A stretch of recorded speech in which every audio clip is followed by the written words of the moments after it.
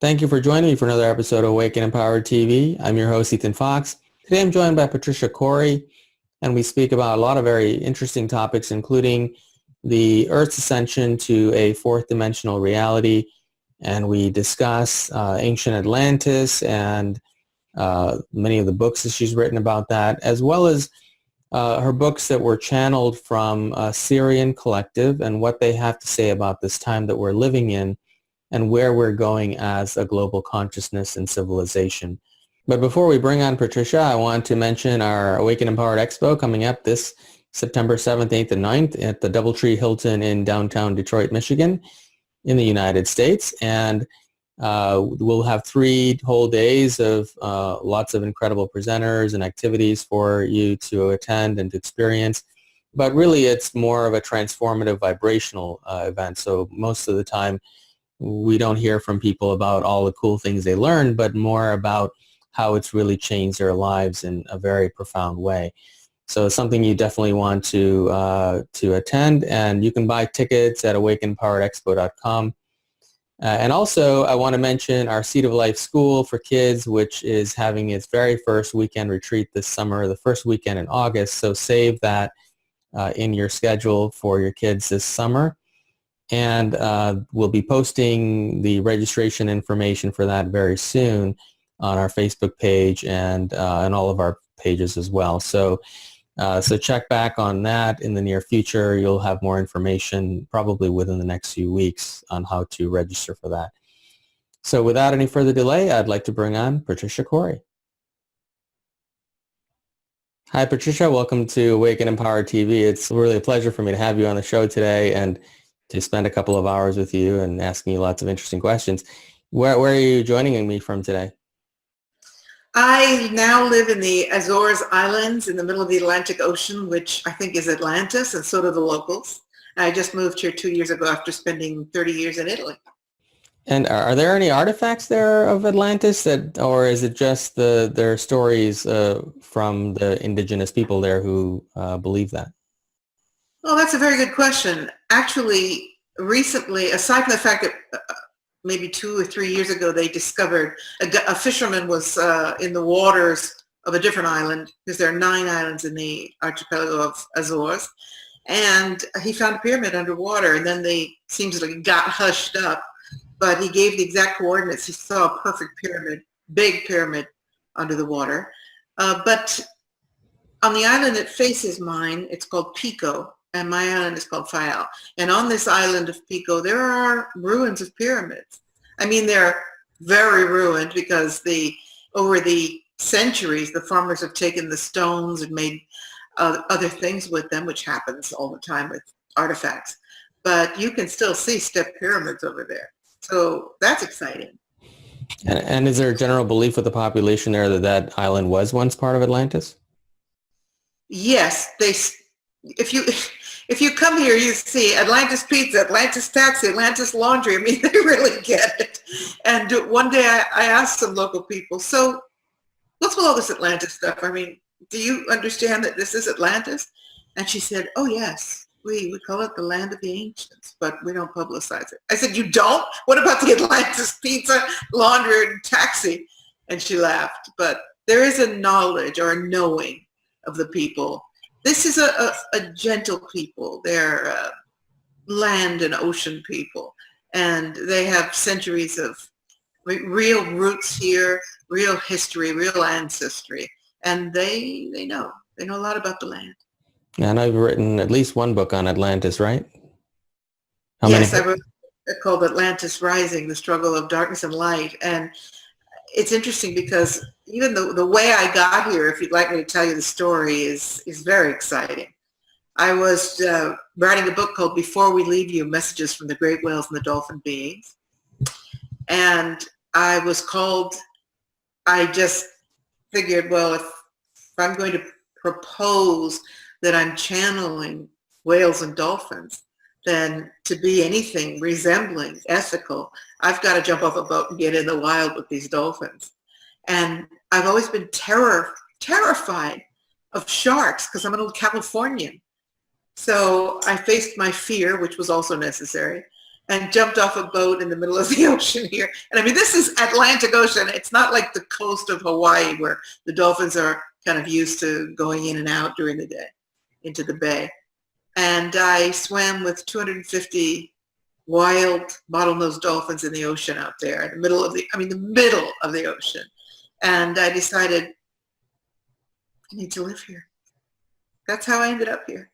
The dolphins called me. Now, what's the population there? Is it very large or? On this particular island, supposedly it's 15,000 people, but it's interesting, that statistic, because I think that's also has to do with the fact that that may not be residents living here year round, because a lot of Portuguese, a lot of Azorians migrated because there's not a lot of work here. I mean, it's picking up a little bit because of tourism and whatever, but a lot of them left and went to California particularly. So when they're all here for the summer, I would think maybe 15,000, but there's a lot of empty houses here. It's wonderful. It's underpopulated. I love being in an environment that's underpopulated. So tell me about, let's back up to your childhood. I know you've had some very interesting experiences all throughout your life. Tell me more about that. What was that like for you, and anything unusual? I know you had an imaginary friend, and that was a very interesting story. So if you can share some of that, that would be great. Well, I first of all have to say that my mother's no longer with us, but she was an extraordinary woman, and she was my guiding light. And I was blessed with this very open mother. She was a rebel of her time. And so as a young child, I was already communicating with all kinds of beings. And of course, lots of children are and have. It's just that until now, children have been talked out of it. It's like, no, you don't see an imaginary little fairy. Now be quiet and eat your potatoes. Nowadays, with so much spirituality and new age concepts and just openness, children are encouraged more to talk about these things they see. But at the time when I was a kid, you didn't talk about it. But I saw and heard messages all the time when I was a kid. And my mom says, and I've told this story before, so I hope nobody's bored hearing it again, but my mother said that when I was 4, I came in from the garden. We lived in the mountains, so we had a lot of land, and I spent a lot of time outside in the tall grass, and these beings used to come and talk to me. So my mom said that one day I walked into the kitchen, 4 years old, and said, did you know that I'm not from this universe. I'm from another universe, far away, and another galaxy. And my mother said, she was cooking. She said, where are you from? And I told her, you're not ready to know this yet. It's too much, but there will be a time when we can talk about it. Walked back outside. So I can say that now that there's this star-seed consciousness, a lot of people feeling that they don't really belong here, or that they're from another star system. There's such a galactic consciousness evolving now. A very exciting thing, considering we're merging on so many levels with new, possibly even immigrating off this planet. But at 4, I was already in contact with beings from other dimensions, and I already was talking the language that children talk today. And so how do you suggest that parents who have, because a lot of the parents that I know have children like that, who are having those kinds of experiences, and to a great extent, some of them don't really know how to nurture that or to respond to those kinds of experiences. Do you have any advice on that? Yeah, it's a double-edged sword, because on the one hand, you don't want to exalt this in a child and have them start fantasizing about things because of the input they get from so many media. And on the other, you want to allow them space to explore this. So to parents, I say, be as grounded as possible, and give your child the space without feeding this galactic rhetoric that we're all using, so that as much as possible the experience is pure. I use this a lot when I teach people. It's like, let's not exacerbate the experience in let's say a deep guided meditation. If you think you saw a light, let it just be a light. It doesn't have to be a spiraling purple light or a multidimensional spectral experience. Let it be just a light so that you have the integrity of the experience. And when you go back to it and you recall it, there is that aspect in it, that what we started out saying earlier when we first connected, that grounded quality where you can find your anchor. And for children, I think that's very important. Now, your life went on from there, and what did you end up doing with your life or career until all of the other very interesting things happened that redirected your life? Well, I got a great college education in California, and I was in the hotel industry. I was a hotel executive. Something called me to Italy because I am Italian. And I just looked at my life and said, all right, the rate I'm going now, I was sales and marketing director for 6 hotels. And I was 33, and I thought, I'm so locked in. I'm locked into the American system. I'm, commuting. I'm working 12, 14 hours a day. It's the grind. I'm going to move to Italy. And I got a one-way ticket. I actually told a friend of mine, my soulmate was waiting for me in Italy. And she said, did you meet someone? I said, not yet, but I know he's there. And I got a one-way ticket, and I moved to Italy. I figured I can afford to be there for a year. And, this is a time to be a little crazy, which I recommend to people. Just get out of your box and take a dare, if you will, and live your life. So that's what I did. And I did meet the soulmate. We were together for 30 years. And in that time, I did marketing. I started my own public relations and marketing business. But in 1995, I opened the first New Age healing center in Rome. It was called Lightworks. And I was doing psychic healing, crystal healing, psychic clairvoyant readings, which I still do to this day. And it introduced a lot of things. I had, other healers working there, and that became clearly my destiny. And I've been doing this work ever since. So I find that a lot of people these days are finding themselves in mainstream society and suddenly having awakening experiences and feeling a bit out of place and stuck in a box, as you said. So would you suggest that if somebody follows their dreams or what's in their heart, that the universe tends to support that and everything works out in the end?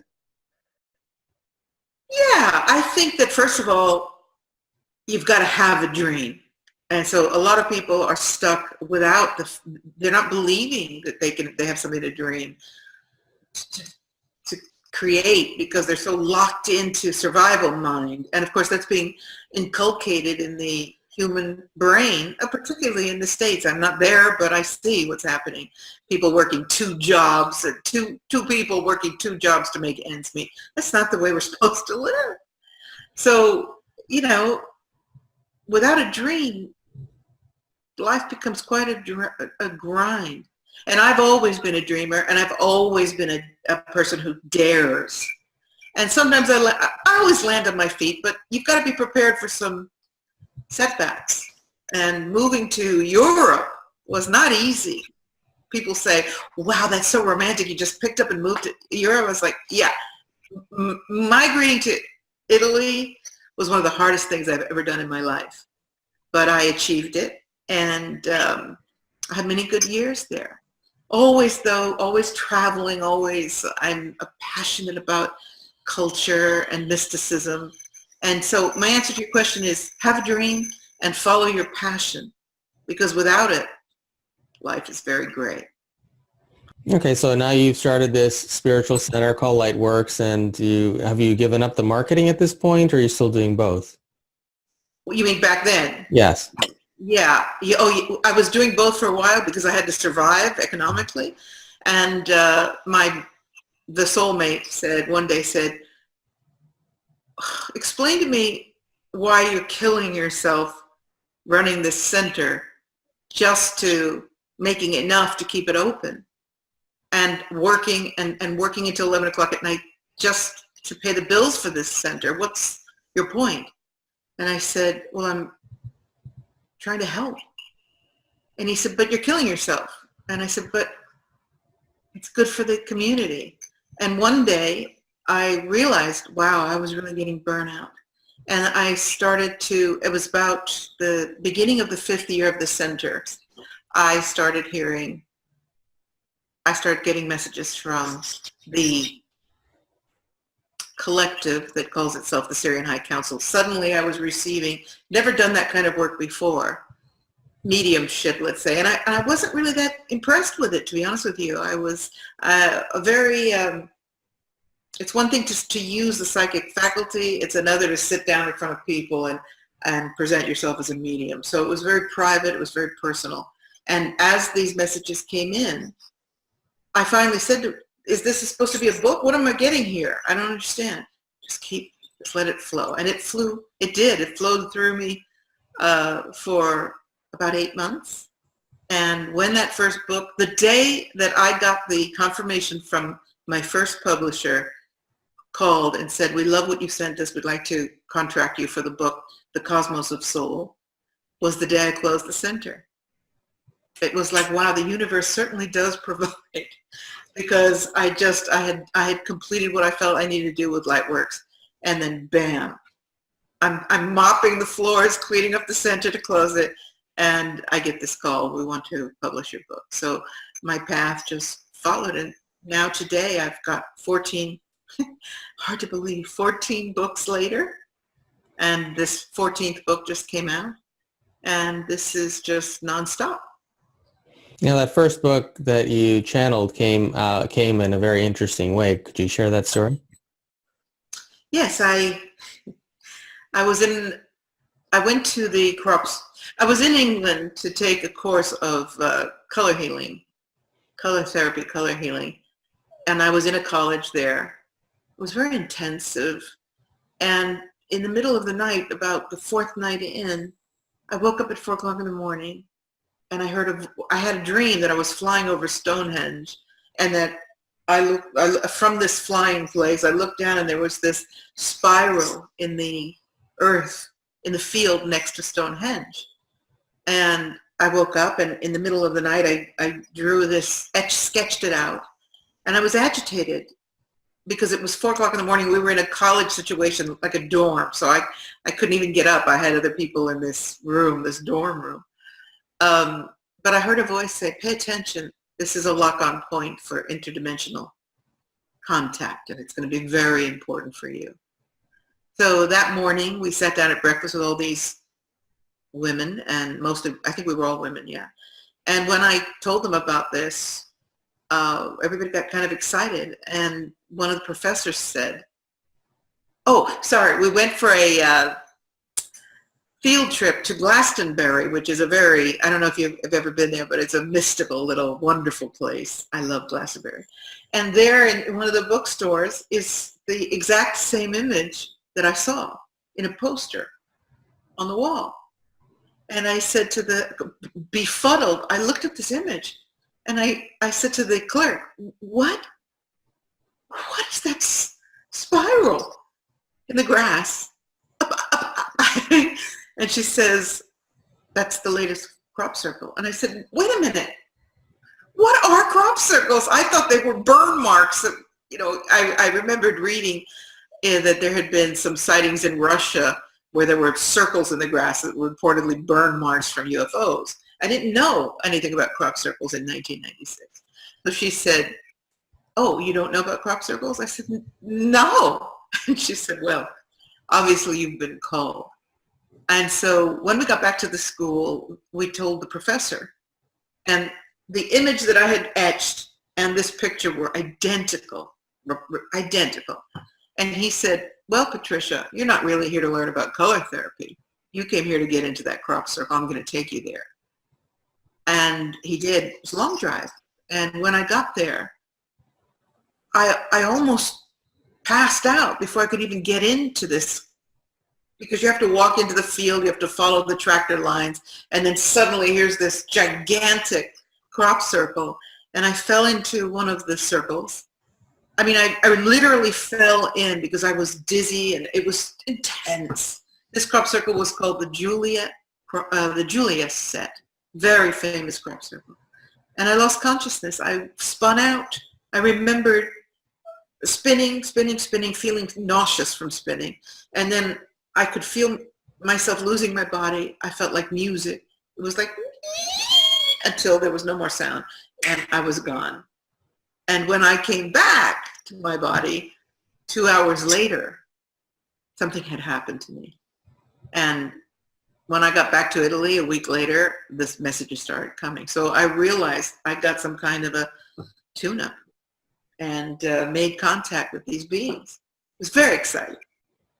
Now, from your perception, I've had some crop circle researchers on the show before, but from your perception, being there and having had that experience, what do you think produces a crop circle? And some people believe it's just projected from consciousness. Others believe a UFO actually caused it. But what do you think causes it, and what do you think, what purpose does it serve? All right, for starters, I think there are a lot of fake crop circles, and I think that there are teams of people out there making them for reasons that vary from the fun of it to the hoaxy of it or whatever. That said, I also believe there are many, many crop circles that are undefinable, that are otherworldly, that can't be explained away. And the meticulousness of some of these formations. I mean, the one that was on the Milk Hill, which is a mandala, a Tibetan mandala. It was gigantic, beyond anything you could imagine. Overnight, this perfect entire hill covered in this gigantic mandala, and I got into it. And you know, your hair just stands up. So what I think causes them, first of all, I love the idea that nobody has the answer, and anybody that thinks they have the answer needs to allow space for everyone to have their interpretation.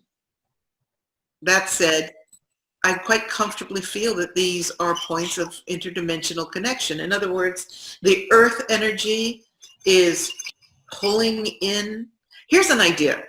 Let's say that the earth is magnetic, because these crop circles usually occur in places where there's a watershed not deep below the earth. So I'm thinking something is imprinting the earth, some form of consciousness, and Mother Earth is pulling it down because the water is serving this electromagnetic process and pulling it in, and it's just being imprinted as crop that's just lying down. So I do believe, as I said, plenty of them are man-made, artificial. They've gotten really good at it. And there are so many reports of people that are experts out there in the fields that, you know, have talked to these people, or there have been night watchers that see troops of guys walking through the grass, but nothing can explain some of these extraordinary ones. Like Julia, the Julia set came down within, I think it was between 4 and 6 p.m. in the afternoon, in a field across from Stonehenge. This is the most traveled part of England in the summer. It's tourist land, and these roads are just non-stop for people that are commuting down to the south of England for their vacations. So it came down within a span of an hour and a half, 2 hours, because a plane flew over it, and when it flew back, it was down in the field. The pilot said he almost crashed the plane because it's like gigantic, 151 circles, 3 times the size of Stonehenge. These things can't be explained away as human in nature. So there's a definite phenomenon going on here. And to be honest, what better way we're looking for ET to contact us. We're looking for, SETI is looking for sounds and hearing signals. But what better way to communicate intelligence to communicate consciousness from another planetary body, another star system, even another dimension, than mathematics, sacred geometry, form that everyone can understand. So that's what I think. Yeah, sure. Interesting story about meeting these two, what you describe as men in black. Can you share that? Oh boy, where'd you hear that? Okay, well, when I was coming out of this, Julia said, the professor had gone to Stonehenge. So he said, I'll let you be. I'm going to go over to Stonehenge. And I was like, yeah, fine. When he came back, he found me unconscious. I mean, well, I wasn't unconscious, but out. So he came to me and he said, are you okay? And I was like, I was just crashed back into my body, but I was still very spaced out. And I said, yeah, and I said, I think I've been out a few minutes. He said, you've been out over 2 hours. I was like, oh dear. So he said, Patricia, are you okay? And it was too abrupt. He had no idea, understandably, what I'd been through. But I was just shocked back into my body, trying to get myself together. And he said, look, I'm going to go get the car and, meet me at the gate because it's quite a walk and you don't look like you feel like walking that far. Okay, so off he goes, and I'm walking out quite dazed. Walking out of the field, there was an entry point where the farmer's wife had a little collection box to get some money to pay for the loss of the crop that was damaged. And as I was walking in that direction, these two men, very robotic men, Arnold Schwarzenegger looking, walked by me, and I could just tell you this, they were dressed like Men in Black. And I didn't even know about Men in Black back then. Classic Men in Black, skinny tie, the suit. And they had sunglasses on, but still, as they walked by me, they looked at me like this, in tandem. And I could feel, it didn't feel like good energy at all. And one of them was holding what looked like a Geiger counter. It looked like a very heavy briefcase. And I just remember thinking, that's a strange way to carry something that heavy, because it was straight out. His arm was straight out. And when I had that thought, they looked at me menacingly. And I had veiled it. They veiled the memory of it until sometime later when I was in a conference and somebody mentioned Men in Black. And I remembered. But there was a lot going on in that crop circle, and a lot of really important people in the crop circle community agree that it was probably like no other. Very, very powerful moment in the whole phenomenon. It was the launching of a whole new generation of crop circles that were much more complex than they had been before it. So now you've written 14 books, and the most recent is called New Syrian Revelations, from what I understand. And now, are these all channeled books, or are some of them books that you've written yourself? There are, let's see, one book is called Beyond the Matrix, and it is a collection of interviews I did from my radio show Beyond the Matrix of just amazing people. I mean, Stanton Freeman, you probably had some of these people on your show. Stanton Freeman, Michio Kaku, Thomas Greco, and the new economic communities, subjects ranging, let's say, across the gamut. That was a lovely book, big, thick book. Then there's,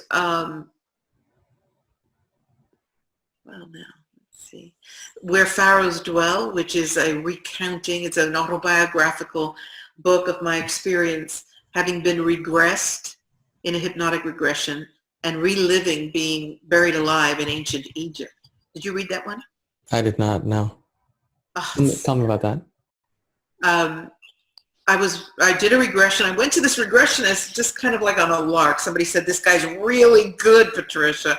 And I said, yeah, I don't know about that. And I went. And I had immediately, he got me into this, because I said, I don't even think I could be hypnotized. Wrong. He took me to this place where I relived being buried alive in Egypt. And the interesting thing about it is that I had my name, and I was calling out this other name, Matkara, which at the time I had no Egypt experience then. This was all happening at a time when I was just blossoming in my mystical life. So it turns out that the two names, the name Matkara corresponded to Queen Hatshepsut's pharaonic name. But back in 1996, there wasn't a lot of information about this. And I certainly knew nothing about Egypt.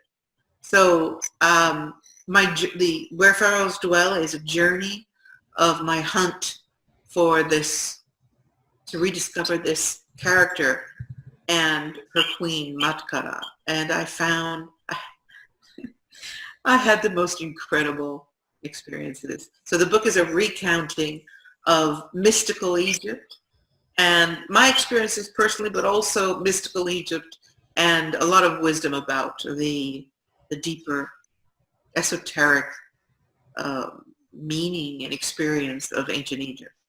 It's been a very successful book.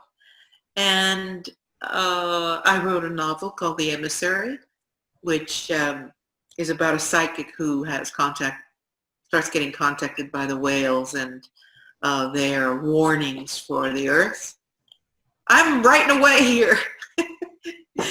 But I think the Syrian channeled books are the most popular with people. So tell me about this consciousness that is channeling these, that you're channeling to write some of these books that you've written. Who are they, and what dimension do they exist in, and do they have any sort of physical counterpart in our current timeline and dimension? Okay, the group that I am hearing is the Syrian High Council, they call themselves, and they reside on the sixth dimension. So there's a lot of excitement about Sirius right now. A lot of people are claiming that they're getting contacted from Syrians, or that they are Syrians, and there's a lot of confusion as well.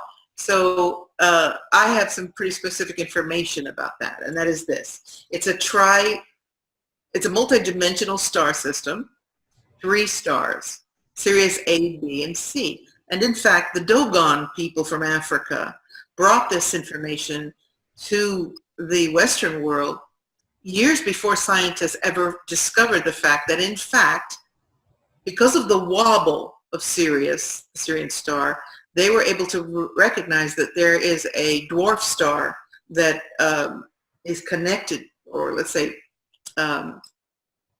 in orbit in some way with the gravitational force of Sirius A. So the Syrians that I speak to say that there are 3 stars.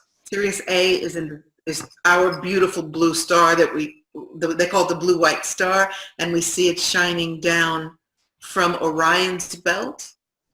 In fact, today, or let's say this night, it's shining bright on the horizon out here.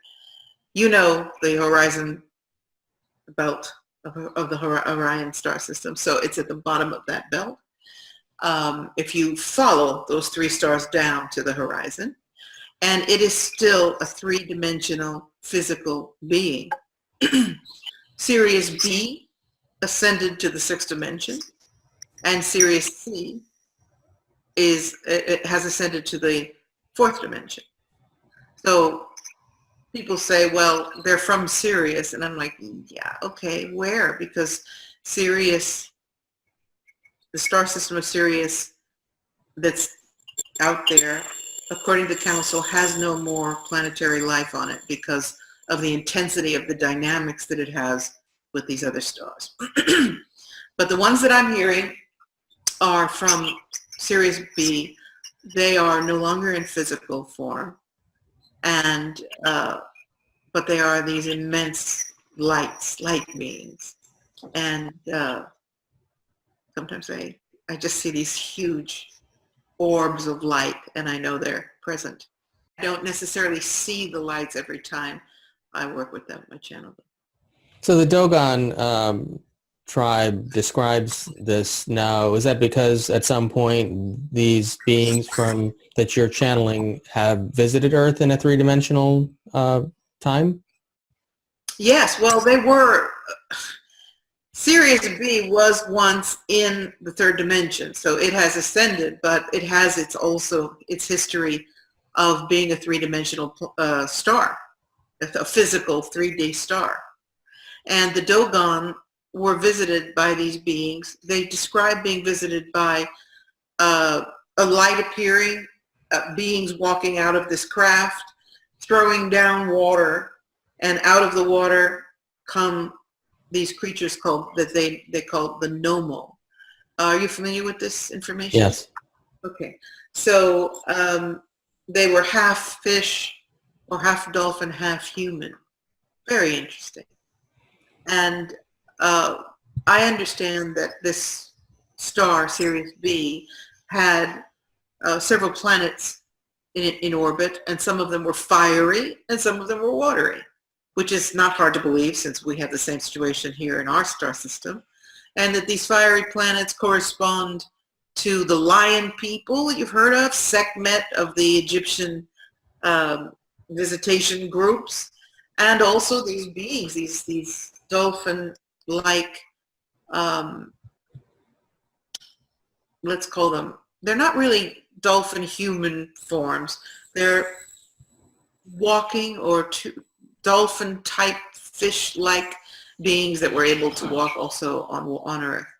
When we think about an entire star system, my goodness, how many planets, how many different life forms. Just look at an octopus. The other day I was looking at some of these jellyfish with all of their light systems. I don't know if you've seen some of these beings, but if these aren't aliens, I don't know what is. They're like light shows. They've got total neon lights, every color. And I'm thinking, boy, how many life forms on this planet are really not indigenous to this planet? Is there any relationship between these beings and the ancient religion of Dagonism, which is depicted as a fish-like supreme being that eventually evolved into Catholicism, and the Pope still wears kind of a fish-like hat? So is there any connection? Well, yeah, so many religious beliefs, religious systems believe that we walked out of the water, that we come from the water. There was the mound, and then there was life. And I can't help but think that the idea that, well, first of all, I personally believe that the dolphins and the whales are in many ways superior consciously to the human being. So, that's a conversation for another day for sure.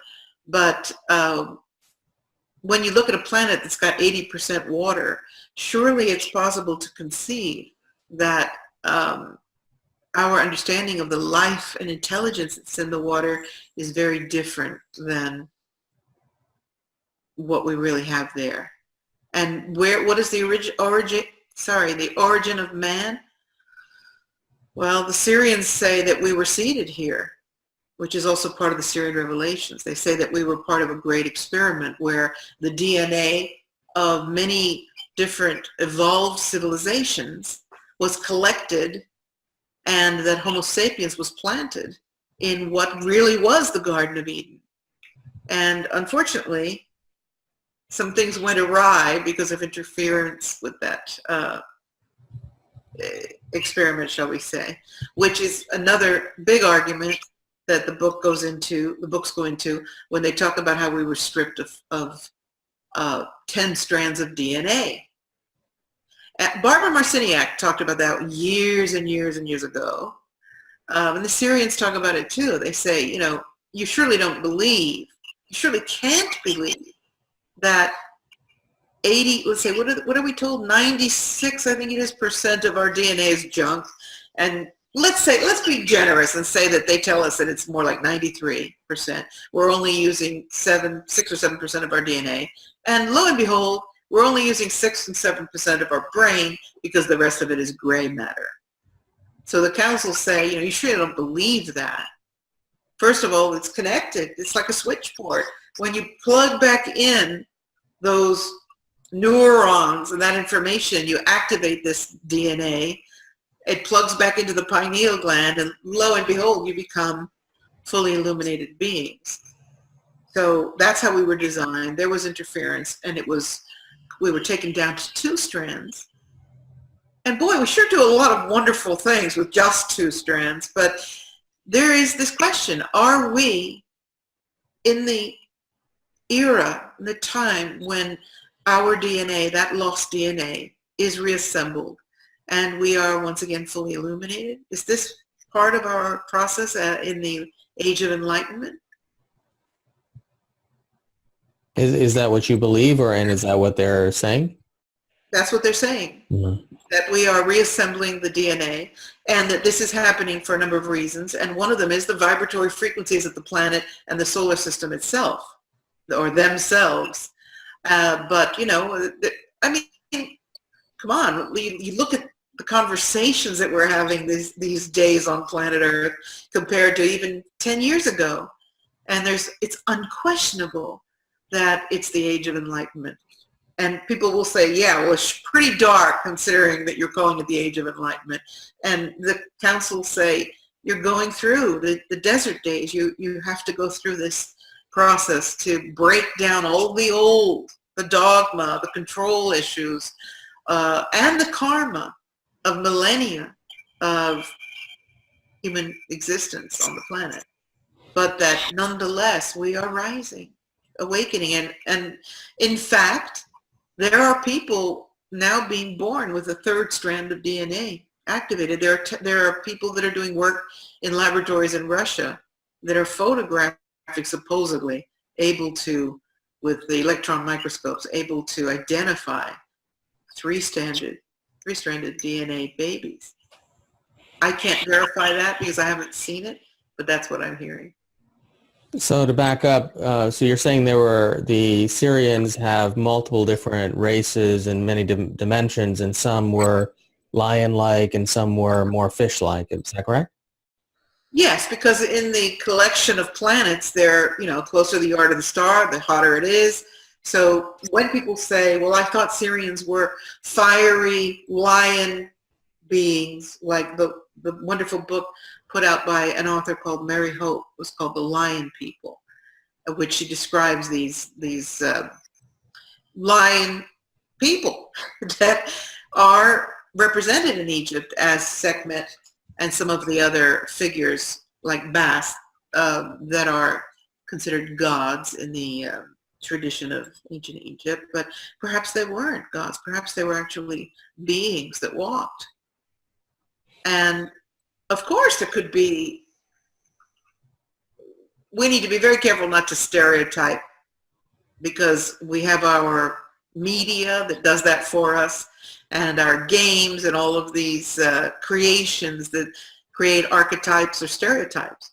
But the bottom line is, if you've got a star with 20 planets, who knows how many planets, then the distance from the star determines a lot about the nature of the planet, but not necessarily confining it to what we understand, which is our solar system.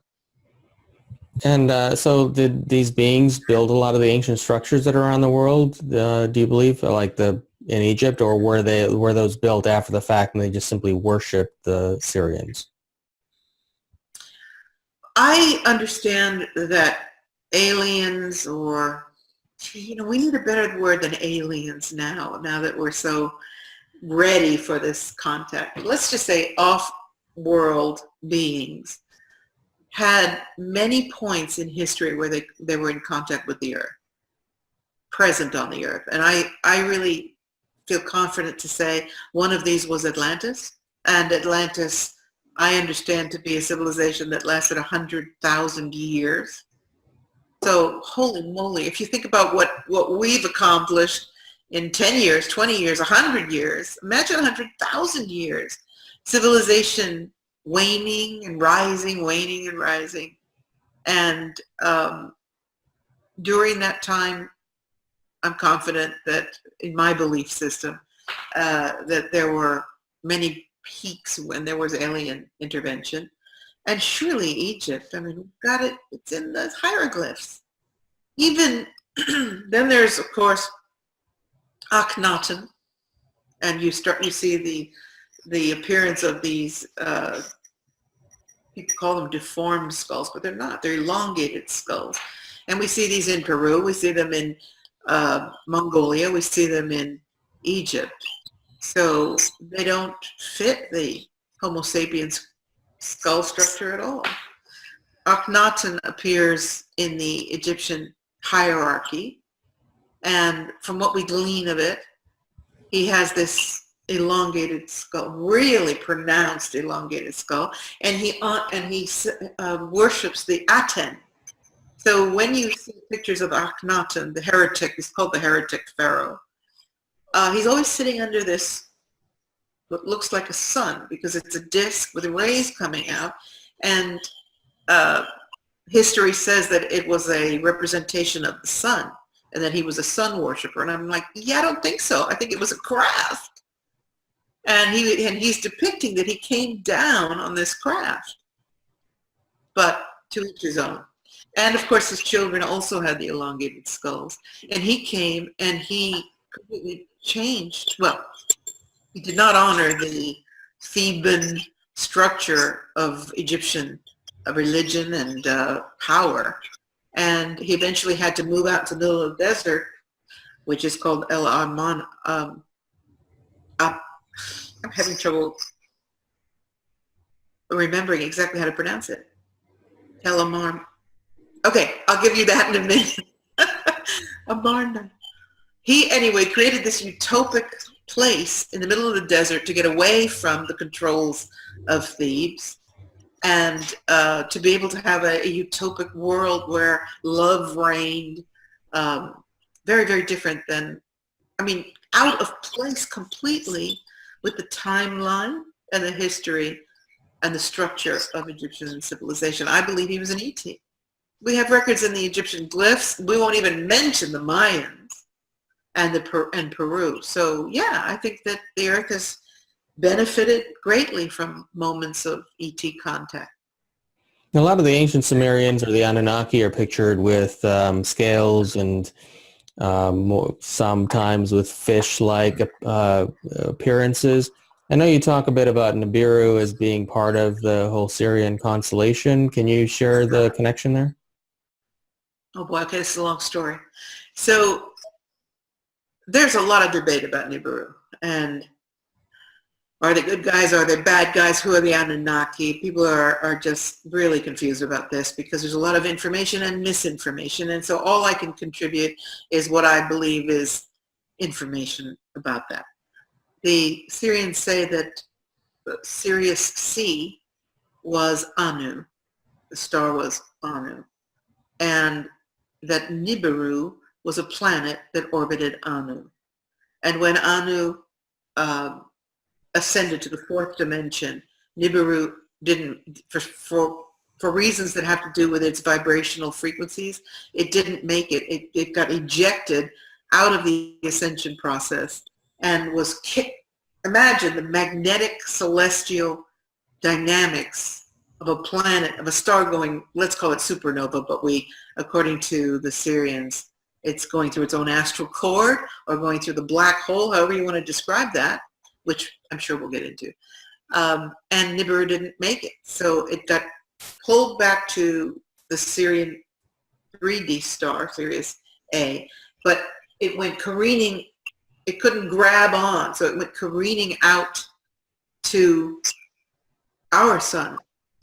And Sitchin, I'm sure you are familiar with his work, talked quite a lot about the trajectory of Nibiru, but he never told us, what do you mean it just comes in every so many thousands of years? Where does it come from? The dark night of space? What?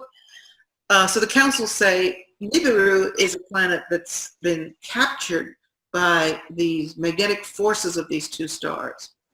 And it's in this trajectory between Sirius and our sun, Sol, or Ra. And that the Anunnaki, or let's say the warriors of that planet, but they also suggest that there are also innocents there that are Nibiruans that are just trying to survive. And they call upon us to have compassion for them, which is beautiful. So they're saying that this planet is not dead yet. It's, even though it's going through this horrific dark night of space and it is dying, it's still, there still is a surface civilization there. And this has a lot to do with why the Anunnaki have interfered with the Earth. And so the Anunnaki, you're saying, are there more warrior people among them, or? Okay. Yes, and they have definitely interfered with the Earth. Boy, it's quite a, the Atlantis Rising describes, I really recommend to your listeners that they grab that book. It describes the whole process, why, how this has occurred, and why the Anunnaki have interfered on the Earth, what they're trying to achieve with the human race. And yes, in correspondence with the earlier conversation about wonderful aliens bringing wisdom to our planet, there's also obviously that negative force that we can describe as reptilians or the Anunnaki. So now, you wrote the book about Atlantis. Do you perceive Atlantis as having been in the third dimension, or was it in some other alternate dimension and it's no longer? I know, we still see evidence of pyramids, obviously, on Earth, but were those pyramids created after Atlantis, or were they actually part of Atlantis at one time and Atlantis was a third dimensional place? I believe that the Atlantis existed as a three-dimensional construct on this Earth, and that it was a continent that stretched. Again, when I say I believe, it's also enforced by the information of the Syrians. Atlantis was not an island. So when people are saying, yeah, it was in the middle of the Mediterranean, it blew up, but they say no, actually it was an entire landmass that stretched from as far north as Greenland all the way down to South America. And we're talking about a huge continent. It makes total sense that would have been the case, because you see evidence of similar cultural, historic structures from both sides of the Atlantic. Egypt and its step pyramid Saqqara, Mexico with its gigantic step pyramid in Teotihuacan, and on each side of this gigantic ocean, there are similar structures. So how about the idea that maybe Atlantis was this giant construct, and that maybe the distances between the Atlantean shores and South America or Egypt were not that far to traverse? Because I really believe that Atlantis must have been the most enormous influence in the history of the world, to have myth about it in every culture. Till today, I mean, it's still a huge influence on us. And then to see these structures repeated like pyramids. You've got China, Peru. I mean, where are there not pyramids on this planet? Right? Bosnia. Do you know about the Bosnia pyramids? Sure, yeah. Have you had Sam on your show? Yeah, he's been out here at our conference before also. Love him. So here's a guy who, is shaking up the whole historical story, because the pyramids I haven't been there yet, but the Bosnia pyramids completely changed the timeline. It's freaking out the Egyptian authorities, because it's like, whoa, we've got the story, not you. And, again, I mean, these pyramids are dotted all over the planet. But if you look at the globe, if you place a continent in the middle of the Atlantic Ocean, which, by the way, let's not forget that there's the Atlantic Ridge that this gigantic mountain in the middle of the ocean that goes all the way down north to south. I believe that that's a part of Atlantis, and that this continent existed connecting all of these civilizations with this dominant, obviously dominant, highly advanced civilization.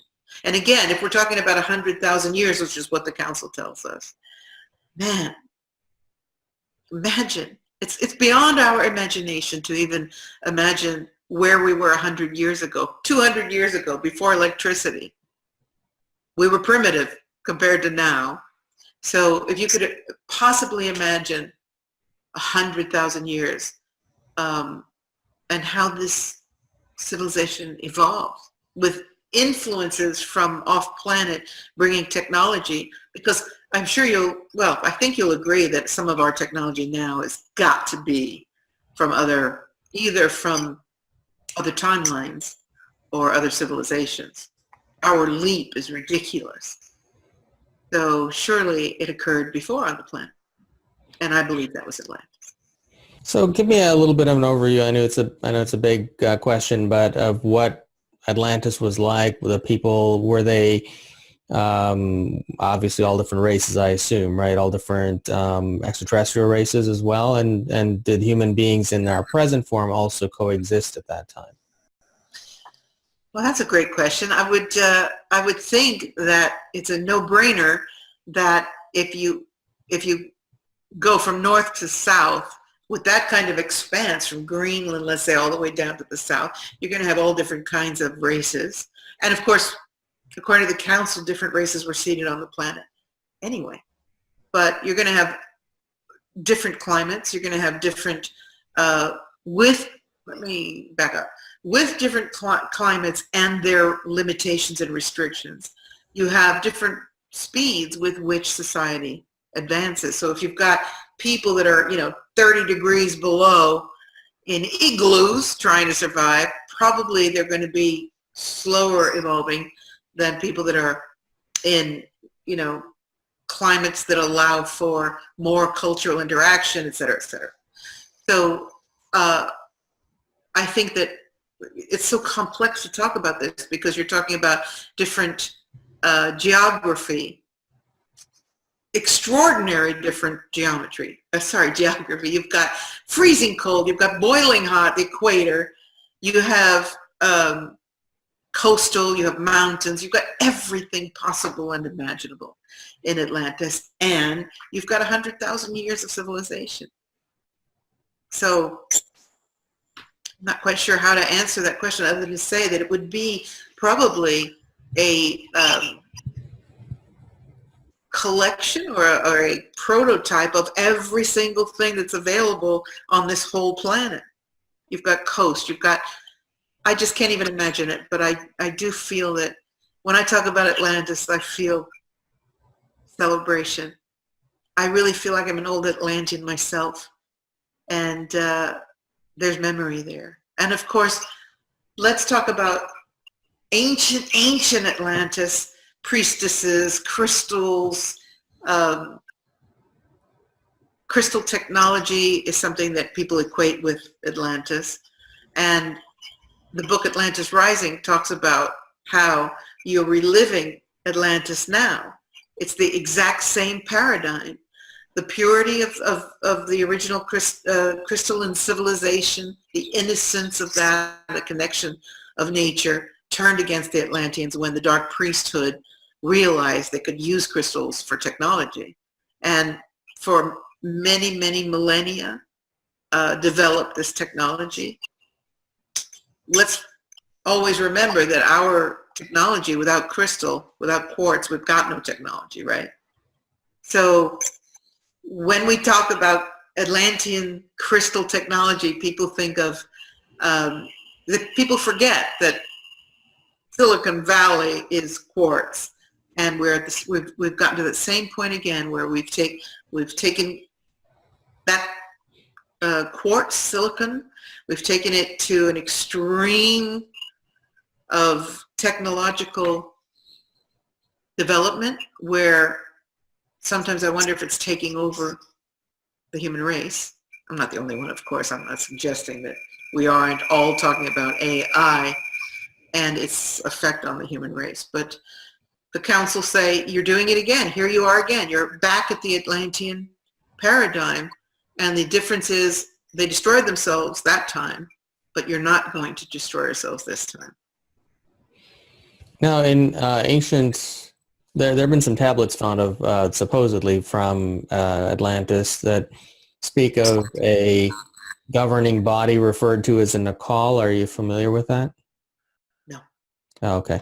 Well, what was are you aware at all of how Atlantis governed themselves? Was there a similar government to how we have today, or was it a collective of highly enlightened or advanced beings, or do you know anything about that?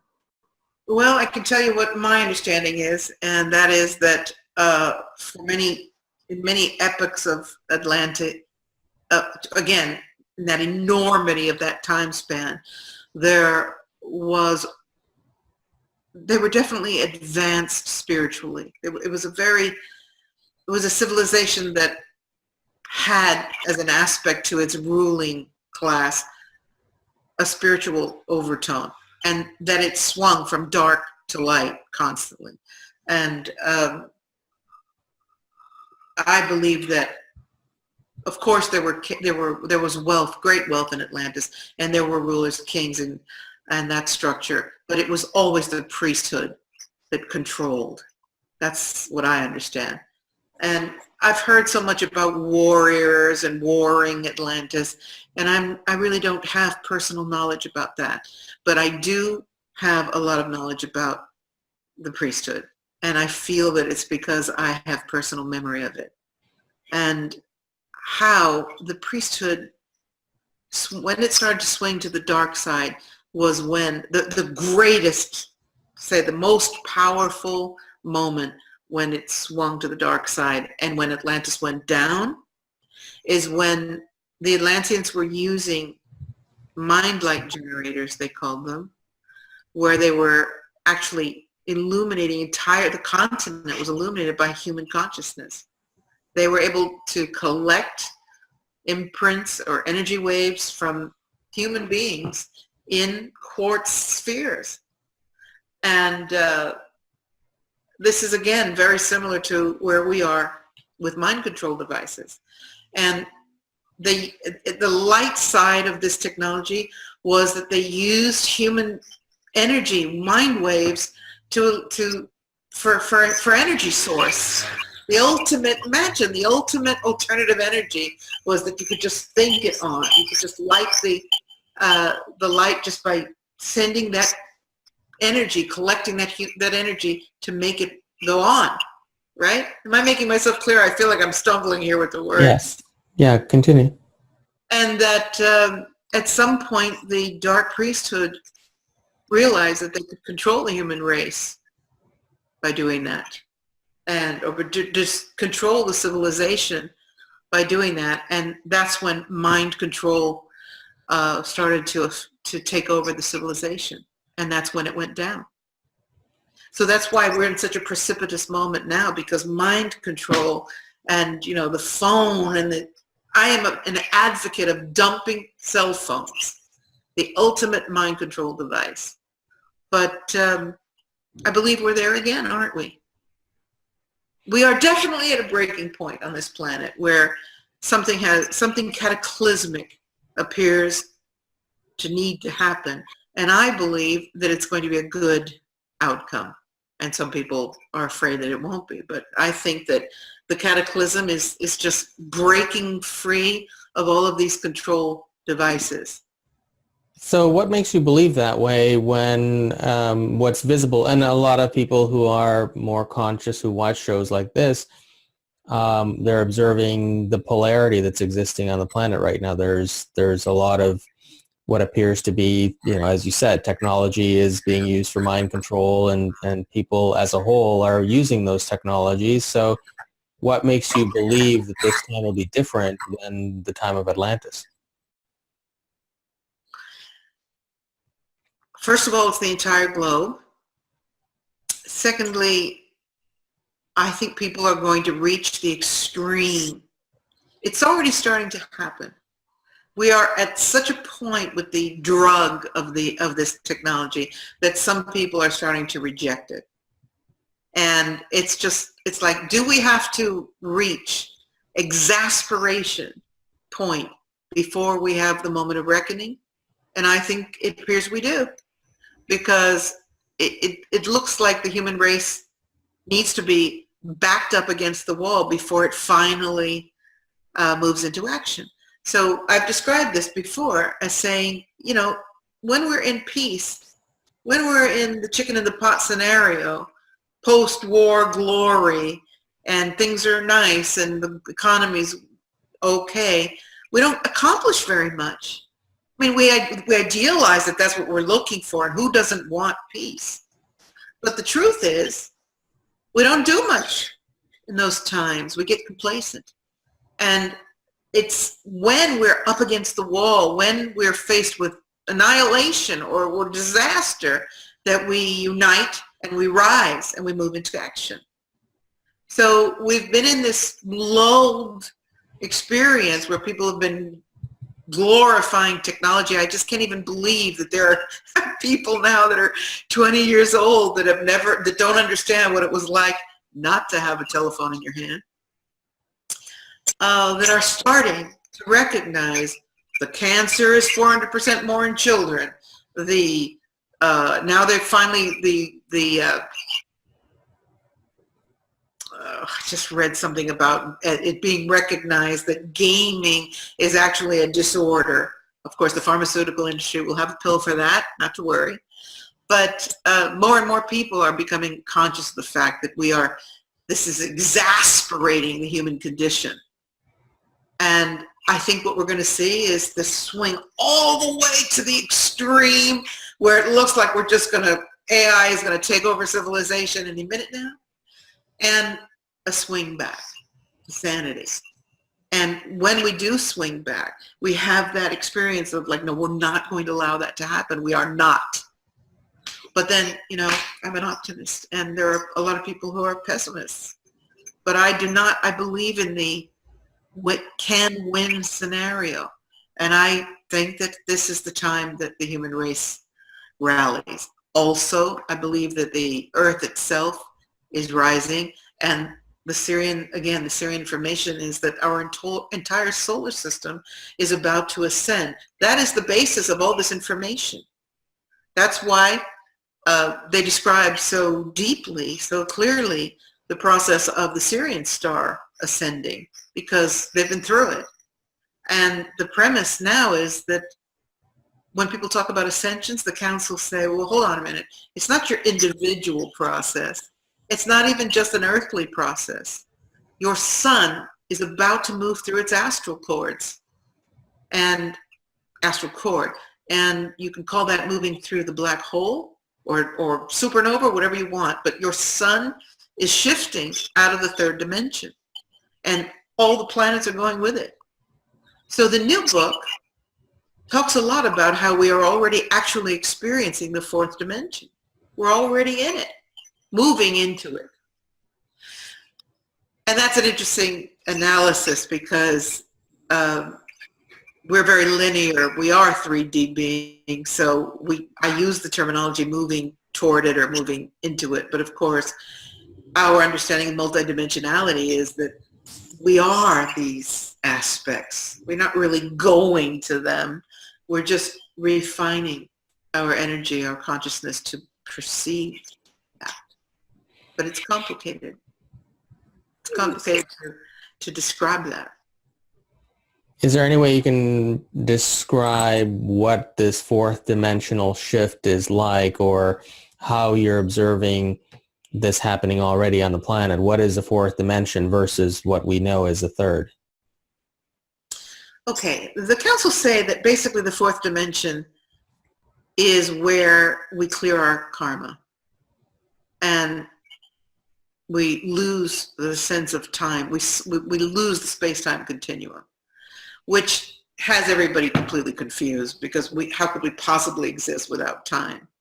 But the truth is, lots of us are experiencing time slipping. And suddenly, lots of people are talking about the Mandela effect.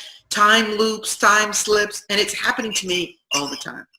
It's happening to a lot of people all the time, or often, but not that many people are able to understand it yet.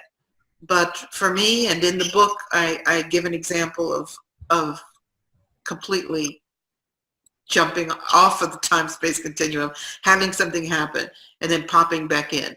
And the council say that, first of all, in this fourth dimensional consciousness, you're starting to lose a sense of time. Well, who isn't talking about how time is warping? I mean, is it really almost March 2018? And even here on the island, there are a lot of farmers here, and I was talking to one of the farmers, and he said, you know, Patricia, he said, I live with cows. He said, you have a routine when you're a farmer. And he said, suddenly the time is off. I don't, what's going on? I don't understand it. There's not the same amount of time in a day.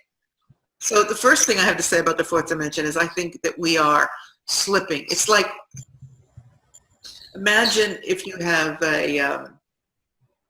two bands, like two bands. The words escape me sometimes. It drives me crazy. When you're on the in the gym, walking on the machine, what's it called? Treadmill. Thank you so much. Okay, so imagine you have two treadmills side by side. And you know that feeling when you're on a treadmill where sometimes it jerks? It slips. It feels like it's slipped. Mm-hmm.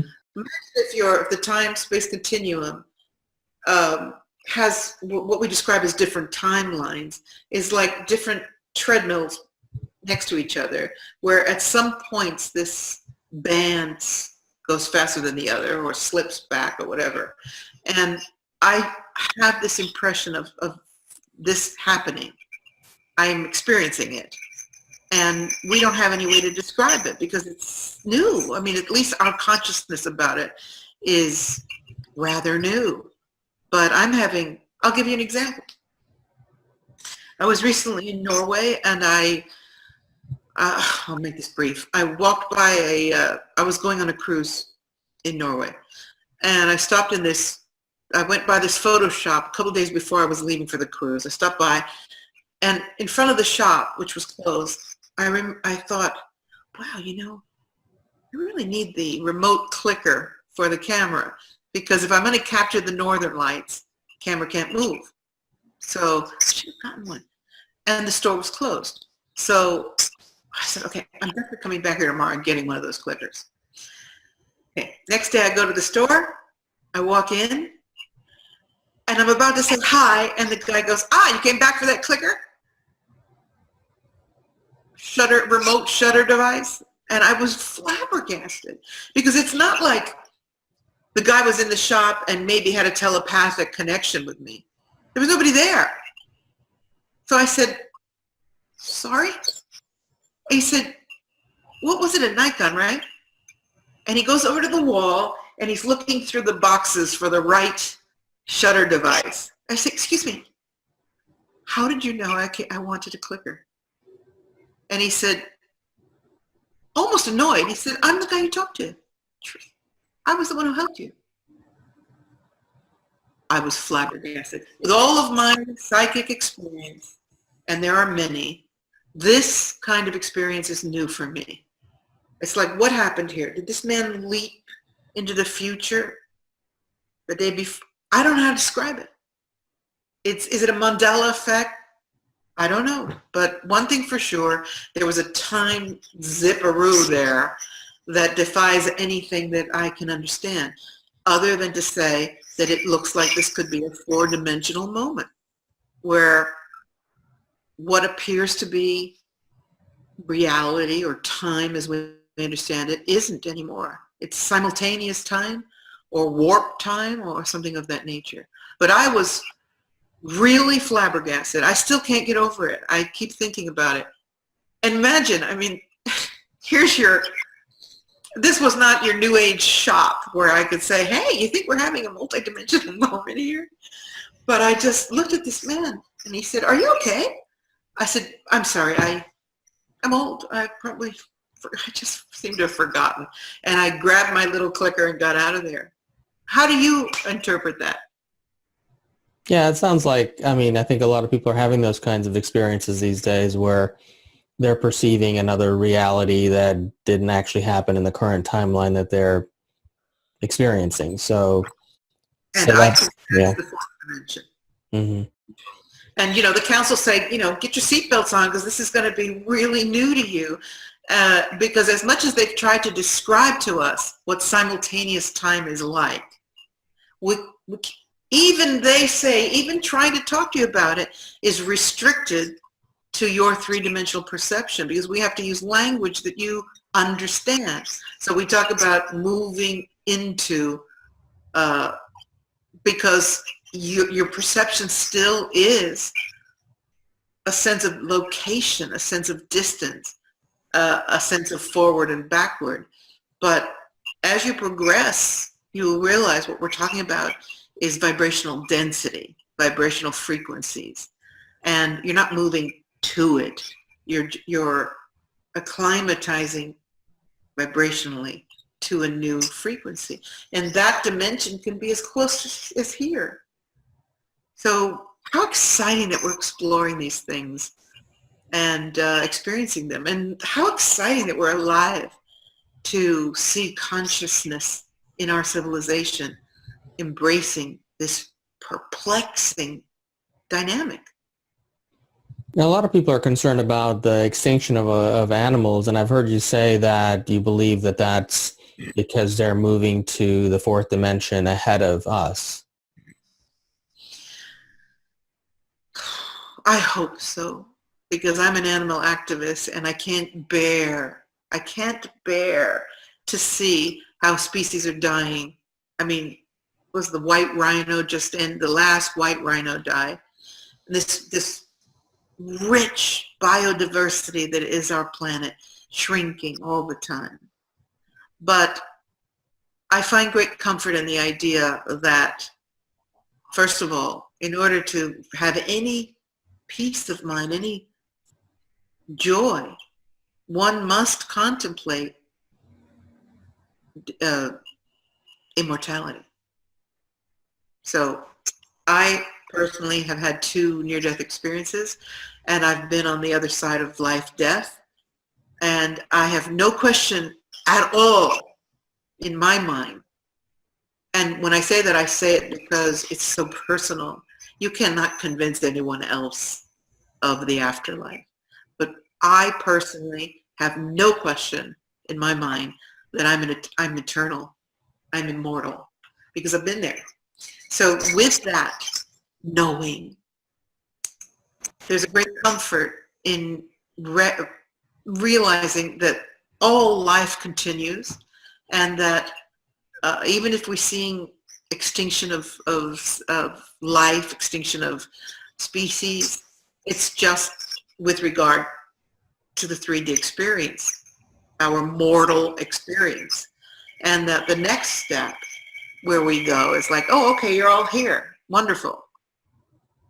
Especially the whales and dolphins. But I'd like to get into this conversation, if I may. In this book, before we leave you, the whales tell us, the dolphins tell us, a certain amount, a number of us must remain on the earth in the 3D world before this ascension happens, because the earth needs us to weave the songs, the sounds of Earth's oceans. There is a pattern, a vibration symphony going on that holds the Earth's oceans in balance. Of course, we understand elements, and water, of course, is emotion. So the ocean is the Earth's emotional body. So they tell us, a number of us, a certain percentage of us have to stay here to hold the Earth's oceans together. And this concerns me gravely because, and I'm an advocate for the oceans. Wonderful if many of them are going ahead and holding the frequencies in another dimension, but a certain number must survive on this planet. So I am adamant about whale and dolphin populations and our need to protect them. And as for the other species, how sad to lose all the color of the earth, all the plants, all the animals. I mean, what a planet this is. We've stopped loving the planet, you know? I mean, you hear people saying all the time, I'm so sick of this planet, I want to go back to my star. And my mantra is, hold on a minute here. Are you kidding me? This beautiful earth? Don't give up on the earth. And remember that you chose to be here, starseed. So honor that and do the best you can while you're here. You've said that we are going through this time right now of some difficulty and polarity because we first need to resolve our karma before we go into the fourth dimension. I think that's what you said. Can you describe, first of all, is that correct? Am I saying that correctly? And can you describe what, when you use the word karma, what does that mean to you? Okay, actually the councils say you're going to go through the fourth dimension before you go to the higher dimensions.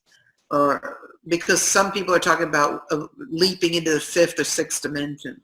And the council say, well, hold on a minute.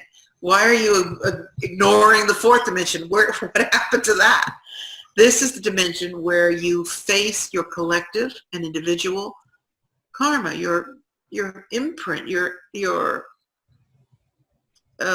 baggage, good and bad, the collective imprint of everything that has gone on this planet is stored in the, we know about the Akashic record, and that we're going to confront it as a civilization and as individuals in the fourth dimension, in this next, let's say, framework of density, which is a lot of the people are using that term to describe dimensions. So the council say your shadow is going to be right in front of you. It's not going to be behind you anymore. You're going to face it, bam, and you're going to have this opportunity to resolve it. Face your karma, face how to describe karma, your collective imprint of everything you've created, of everything you do, all your action, all your thoughts are your karmic imprint, right? Mm-hmm. You agree? So they say that also we're going to be looking at our civilization's karma. And that's one of the reasons why we're in such a mess on this planet. We are in the process of integrating this four-dimensional vibration. And we are just, every epoch, every aspect of civilization is in our face. Every war, all the violence, but also let's not forget that there's karma is not only negative. So you have on the one hand a medieval aspect, dark ages surfacing, and on the other a Renaissance aspect, all these incredible new ideas or inventions for the planet and for individuals and civilization. So I hope that answers your question. Yes. So now as we move into the fourth dimension and we're working through this karma and we're moving to a state of more timelessness, does a state of timelessness or a dimension that is more timeless in the third dimension require that we also must live from a more heart-centered approach to life versus the third dimensional approach to living? I'm not sure if it requires it, as you say, but it's going to be probably the only way to cope with it, because if you're clutching to what you feel is the known, or if you're holding on to what you've understood is reality and not open to experiencing, for example, if you're a closed-minded person who says all of this is a bunch of hooey, and then one day you have one of these experiences, you could blow your circuits. Because I don't think that, and this is probably a subject we should discuss, Some people feel that it's the evolved people that are going to have these experiences ahead of everyone else. I don't think so. I think that if the planet itself is slipping into another dimension, the sun is experiencing its higher self or another aspect of its consciousness, then I don't think it's limited to people who are evolved, that they'll be starting to experience these things happening. Like the guy in the store, he was I don't know that he was a psychic or not psychic guy, but he was a meat and potatoes kind of guy. And I think that he's the one that had the experience more than I did, right? He was the one, I mean, who knows? But I think that, first of all, heart-centeredness is the place to be to enjoy your life, but that compassion and curiosity and curiosity, not being limited to a belief system, but being open to new experience. Because if you're stuck with the way you think things are supposed to be, or reality as you know it is defined, you could be in serious trouble when things start to slip. And I'm telling you, a lot, like you said, lots of people are talking about this. People are talking about this Mandela effect. People are having this experience of time warping. But these time slips, they're happening to more people. I've had a few of them now. I think we're in for quite a ride. So in all these books that you've channeled, was there an underlying message that was common throughout all the ones that you channeled in terms of what the Syrians were trying to convey to us or trying to teach us? There are several themes, let's say. First of all, they talk a lot about the power structure that's in place on the earth and how it's coming down and how it has held us in almost, I don't want to say slavery because that's so depressing a thought, but how we've been controlled and manipulated into behaviors as societies by those who would keep us in obedience. And the first page of the first book, the council said, get off your knees to the authority, to any authority, and stand tall in your humanity, and get off your knees to anyone who would dare to be the authority over you. And I was like, oh boy, this is going to get me in trouble. But so that's a recurring theme. It's like, claim your power, be in your power. And to do that, the council's message, and so is my message, is fearlessness. And to reach fearlessness, you have to confront the question of immortality. Because as long as you are afraid of death or suffering, you can't progress all that much. Would you agree? Yes, of course.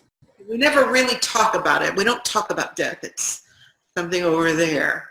But we don't talk about enough about the possibility that it's a transitional moment.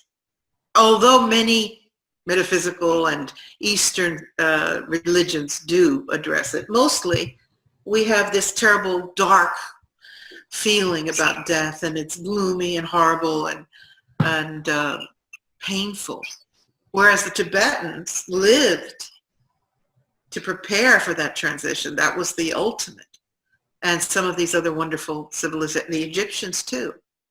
So I believe, and I think I'm going to lose my point like you did, that to understand, to really achieve fearlessness, you have to have an understanding that you don't die.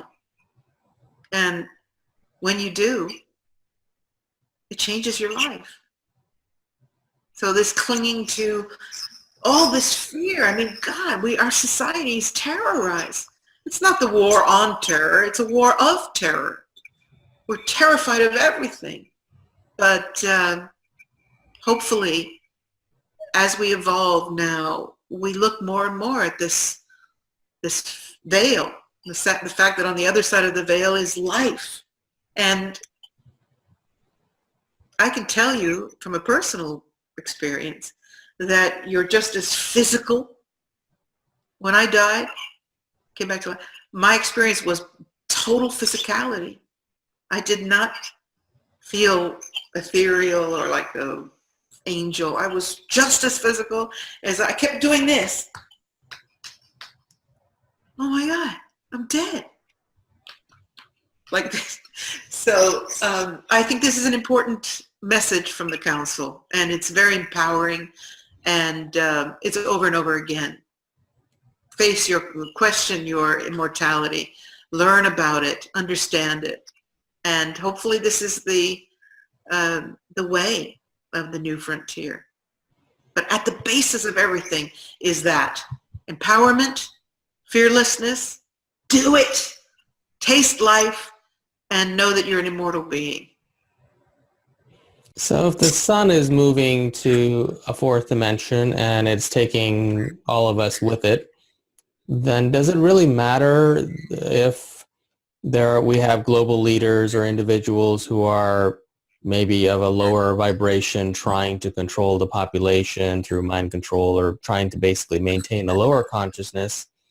Does it matter that they're doing that, or that there are individuals on the planet who may not be of a very high consciousness, because everybody's going to essentially be pulled into where the sun is going regardless? Ethan, you ask wonderful questions. I'm so enjoying this interview. Thank you. Does it matter? Okay, well, I by saying that, I just lost my chain of thought. Give me a minute here. Of course it matters. It matters from the point of view that if we look at the fourth dimension as being this vibration where we confront our karma, our civilization, our individual, our cultural, our global, our community karma, how much darkness there is, we're going to have to experience it. So in that state, in that conscious state of the fourth, let's remember that we talk about if the sun is moving up into a higher consciousness, but that four-dimensional passing is going to be rough. And it already is happening. The council described this as the fourth dimension is fluttering over the third, in and out of the third. I'm going to get off topic here for a minute. It's like the sun, if you've seen images of the sun where you can actually see keyhole in the middle of the sun. Have you seen some of these coming out of Soho? Yeah. Mm-hmm. Okay. So the councils say that actually plasma from the sun it's disappearing into the fourth dimension and then coming back. That makes sense to me. It's just like, rather than there's just a hole in the middle of the sun, it makes sense to me that as the sun is preparing to refine its energy to be able to shift completely out of the third dimension, what's happening at the moment is licks of plasma are slipping into the fourth and coming back. And does it matter if there's just absolute darkness on the planet versus light? Of course. We are still the guardians of this earth. The civilization, the human race is the guardian. I think that we can say that we're the most intelligent species on the planet. And so we're the guardians of the planet. So how we bring the planet into the fourth dimension will have everything to do with how we as a civilization face our karma. So do we go into this other state of consciousness with resolve, with change for the good, or do we go in servitude and despair and darkness and evil, etc.? And regardless of the fact that the sun, everything is shifting, we're still responsible. I don't think we can just sit back and say, okay, well, whatever, the sun is evolving, so let's just go for the ride. I think that every thought, every gesture, Every action matters. And that's what karma is. Is there any chance that the consciousness of the planet is not sufficient at this point, that we could be spun off like Nibiru was when the rest of their solar system or whatever jumped to the next dimension? You know, I do think about that because it's looking pretty grim out there. And I think to myself, what is it going, what's the trigger here that's going, where's the balance point going to be where the vibration of Earth is light enough that I can see it, I can personally see the rising. And right now, it's looking pretty dark. And my answer to that, or let's say what comforts me, is that we're being shown the dark because the beings that control this planet want to make sure that we bow down to the darkness and believe that the vibration is dark and that they're winning. And then when you really look deeper and you see all of the heart-centered human beings on the planet and all the greatness that is coming out of the youth. Okay, yes, we've got the element of youth that plugged in with 2 cell phones, but look at the children that are being born, the wonderful inventions that are coming out. I just feel that Earth is just fine.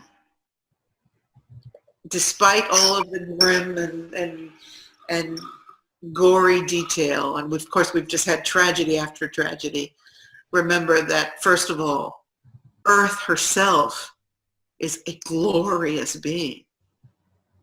So Earth is going to rise. And the human race, I think we are going to be surprised at what we're achieving in this time. Like I said earlier, it looks like we have to be up against the wall before we do the change that we need. And we are. So if you look at your own life, when are you your most powerful? When you're sitting with a comfortable job and a nice little house in the suburbs and a nice new car, or when you're in a revolution, you have to get a new job, things aren't working out, you're at risk of losing things. Isn't that when you get into action? I think that's where we are right now. We're faced with a very dangerous situation on this planet, and I think we're rising to the call. I think that it's going to be very surprising to see what people do with technology. It's going to come down. It doesn't look like it. It looks like it's going to take over completely, but people are starting to. I saw some footage where some people, I think it was in Oregon, took down some towers, took down cameras on towers and filmed it. And it was like, we know that you're spying on us. We're not going to put up with it anymore. I was like, wow, these are courageous people. But I think we're going to have our bags full pretty soon, and you're going to see a shift back to sanity. I'd be more than happy to see all phones go. So when you channel these books, now are you a trance channel, meaning are you conscious of what you're channeling? Or, because I know when you wrote your first book, you fell asleep on your typewriter or computer and woke up later and all the book was already there, right? Or several chapters? No, just a few pages. Oh, okay.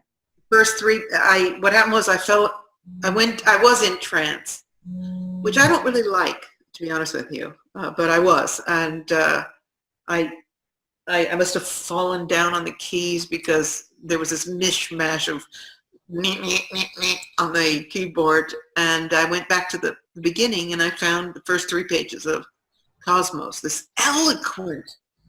It was my first experience with channeling. I was like, what? Are you kidding me?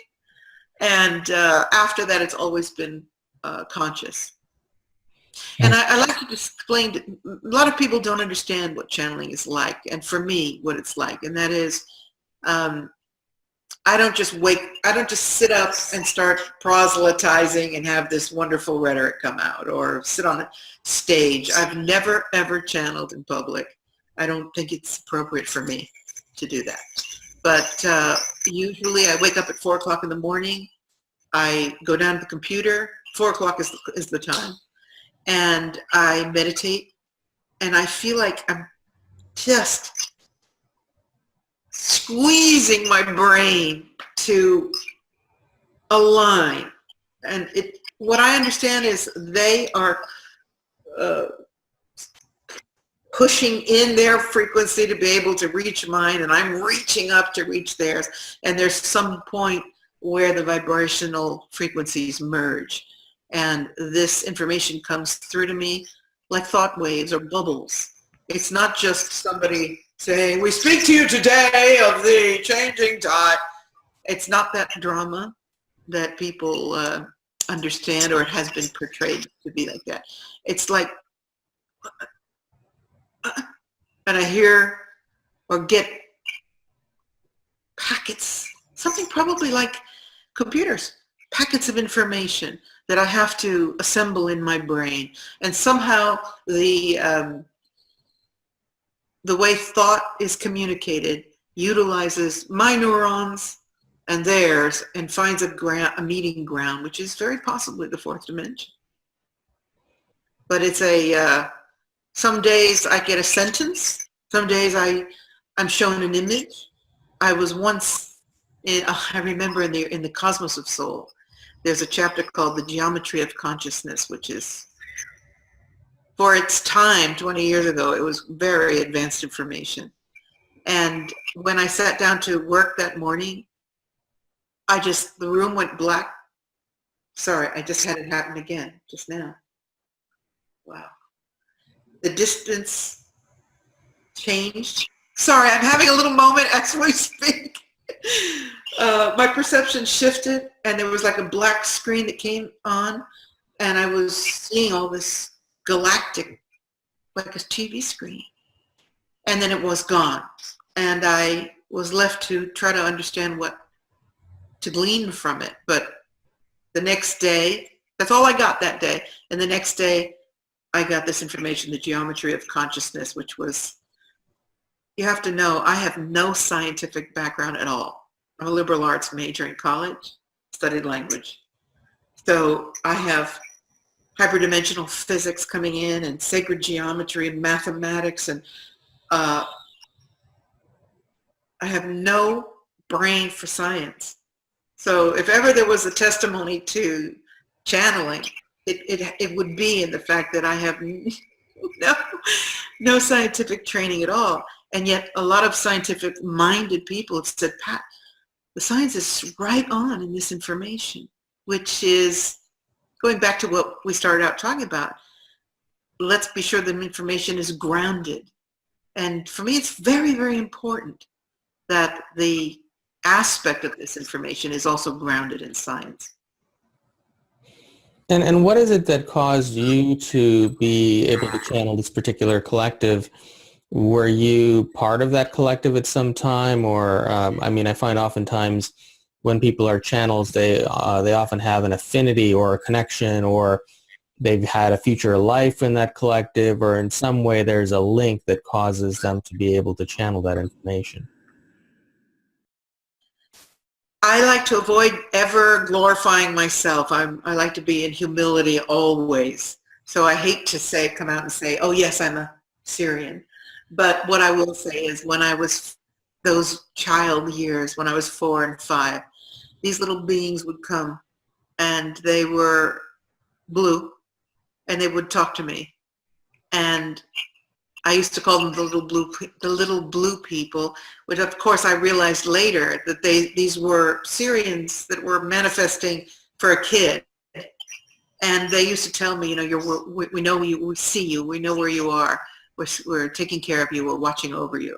So I do believe that, yes, that's my background. So why do they appear as blue if they are fish or lion or something like that? It's got to do with the ray. It's got nothing to do with water. It's just the you want to talk about the energies of different spectral rays, they come in on the Blu-ray, they say. So what kind of work are you doing these days, aside from doing interviews? I know you write a lot of books, but do you do private sessions? Can you share more about that? I have started doing private sessions again. It was a long time coming, but so many people were asking. So I'm doing clairvoyant life readings, which are pretty powerful. And I take people on sacred journeys. I moved to this island. I've become a bit of a hermit because it's kind of remote here. And that affords me more time to do these first of all, my own personal journey, and lots of contact with the technology that I just decried as needing to see it go. But yeah, I do readings over the net. I'm already channeling another book. I've endeavored to do some screenplays, and in fact, I've got 5 screenplays written. So I'm a pretty busy girl. And I have 2 sacred journeys coming up. One of them is to Sacred England, and the other, and I do this every year, is here in the Azores. I have people come and swim with the dolphins, and I teach a workshop with that. So I'm still out there working with the public. Now, one of your screenplays is pretty close to being made into a film, correct? It was. Unfortunately, we've had a setback. It's like,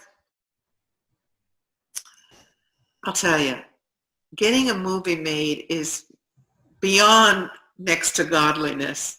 So many things have to come together to make it happen. And you have to be willing to play the game. And I'm not sure I am. So we will see. But yeah, one of them was very close to getting done, and it's not looking. But you never know. You've got to get the investors. They all have to agree on the screenplay. Then suddenly they want to change the character. Then suddenly it's not your story anymore, and it's tricky.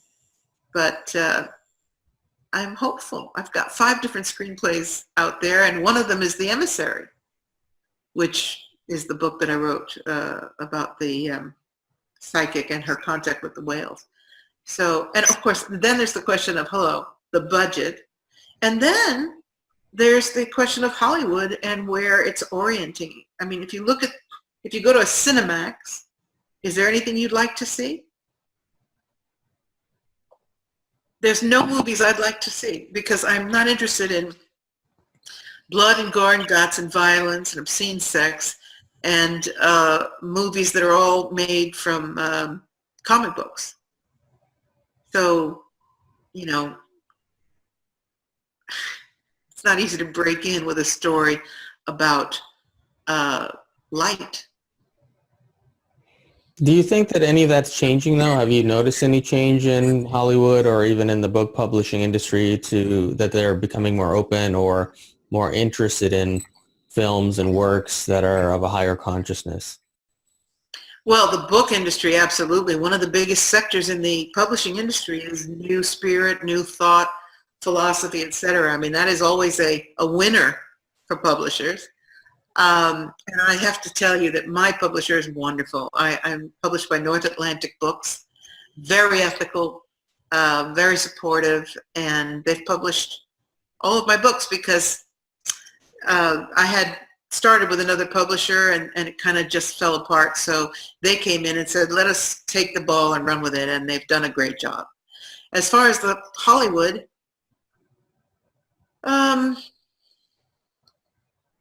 I'd like to see some more.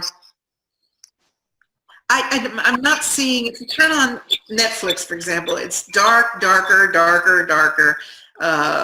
drugs, criminals, prison.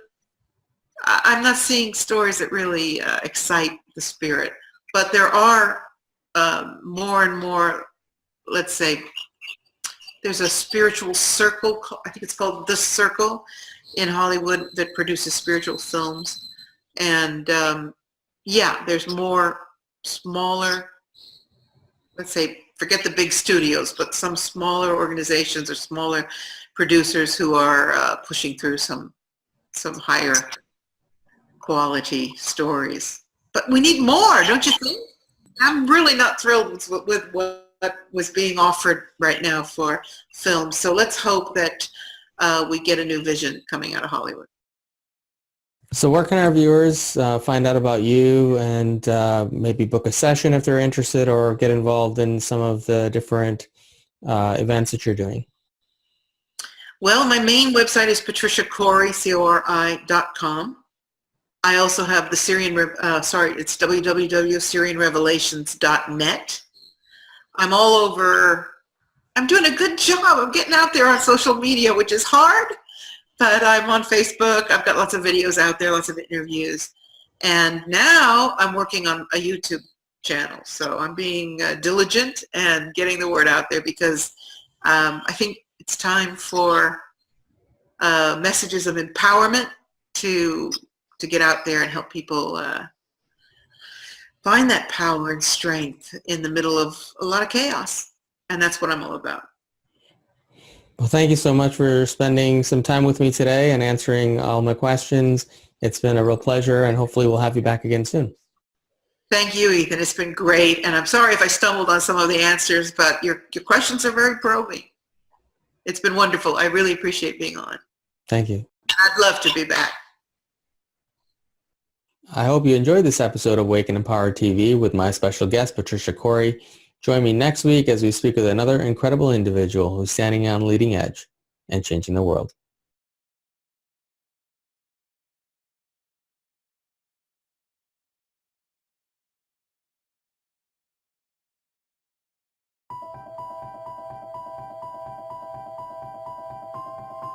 Humanity has been on an epic journey of discovery, learning the truth about the world we live in. New discoveries about the true origins of humanity, ancient history, free energy, as well as the systematic corruption of world governments are now on the forefront of our daily reality. Is the world headed towards destruction based on control and power? Or is an opportunity now being presented to shift and uplift into a higher consciousness? My name is Mel V, co-founder and creative director of Conscious Consumer Network, an independent broadcast network that was launched on the 1st of January 2015. In the last 3 years, Conscious Consumer Network has broadcast over 2,800 shows in multiple languages, featuring guests from across the world, whilst creating media that is aimed at the creation of a free, fair, peaceful, just, sustainable world. Conscious Consumer Network provides full training and an interactive support network for all broadcasters, and we are always looking for inspiring and educational content. Hi, this is Lady Liberty. And this is Mira Siegel. In 2018, Conscious Consumer Network has expanded to multiple broadcast locations, increasing our availability and reach across the world, remaining on the cutting edge of independent media. If we wish to create a better world, we must first create better media, geared towards real education instead of indoctrination. You guys really are what changing the world is going to be about. It's educating kids at a grassroots level. Having become a pillar of stability in the turbulent world of independent media, we have even more going on in 2018. Conscious Consumer Network is a publicly funded network, and we rely on all of you to keep us on the air. Show your support for independent media by donating to our 2018 Network Support Fund. Dare to seek a better world. Support independent media.